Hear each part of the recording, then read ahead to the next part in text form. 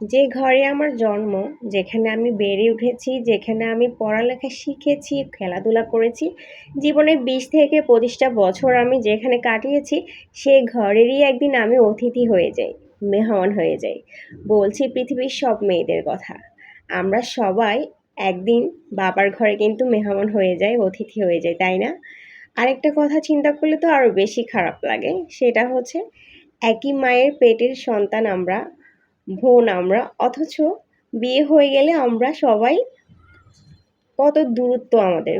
কে কোথায় থাকি, কার শ্বশুরবাড়ি কোথায় পড়ে, কেউ থাকি ঢাকায়, কেউ চট্টগ্রামে, কেউ ফেনী, অনেক জায়গায়।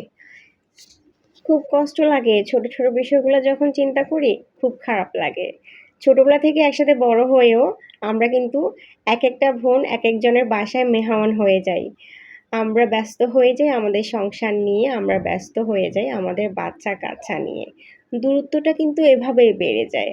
আসসালামু আলাইকুম, সবাই কেমন আছেন? আশা করছি সবাই ভালো আছেন। আলহামদুলিল্লাহ, আল্লাহর রহমতে আমিও কিন্তু খুব ভালো আছি।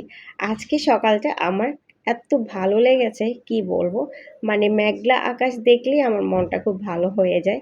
বেশি রোদও ভালো লাগে না, বেশি বৃষ্টিও কিন্তু ভালো লাগে না।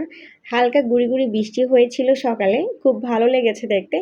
আর ঘুম থেকে উঠেই দেখি আমার গাছে ২টো ফুল ফুটেছে। মাশাআল্লাহ, এত সুন্দর লাগছে ফুলগুলোকে। তো আজকে একেবারে হালকা রান্নাবান্না করেছি। আজকে আমি রূপচাঁদা মাছ রান্না করেছি। রূপচাঁদা মাছ আমি আলু দিয়ে রান্না করেছি।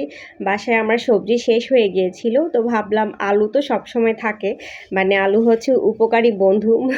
যখন কোনো সবজি থাকে না তখনই কিন্তু আলুটা খাওয়া হয়। যাই হোক, আমি রেগুলার রান্নাবান্নার মতো করে কিন্তু চুলায় পাতিলে তেল গরম হলে পেঁয়াজ কুচি দিয়ে দিয়েছি, আর দিয়ে দিয়েছি রসুন বাটা। একটু পানিও দিচ্ছি যাতে করে আমার পেঁয়াজ রসুনটা পুড়ে না যায়।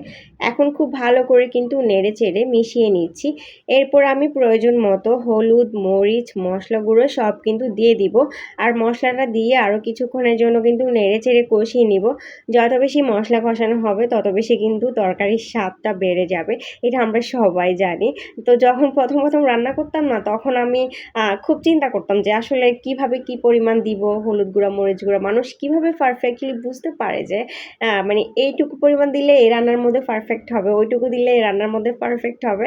আমি মানে আমার লাইফে প্রথম যখন মাছ রান্না করছিলাম, এত বাজে হয়েছে কি বলবো। আমার সেই অভিজ্ঞতার কথা কিন্তু এখনো মনে পড়ে আর খুব হাসি পায়। আমি একবারে মরিচ দিয়ে ভরে ফেলছি, আর মাছগুলো কীরকম বিশ্রী ও জঘন্য হয়েছিল। যাই হোক, সে কথা আর কি বলবো, প্রথম রান্নার অভিজ্ঞতার কথা। আর এখন আমি আলু দিয়ে দিয়েছি, আলু দিয়ে কিন্তু একটু পানি দিয়েছি।